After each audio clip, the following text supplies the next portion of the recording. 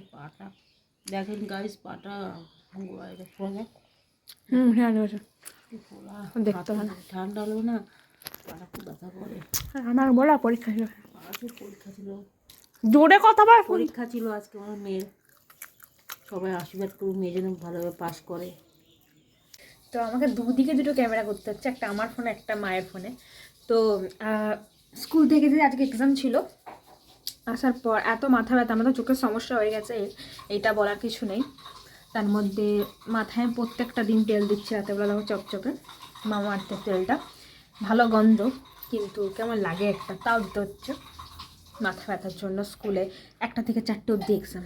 তো এসে অনেকদিন পর কফি খাবো, সেদিন লাস্ট খেয়েছিলাম একদিন, কবে আনো।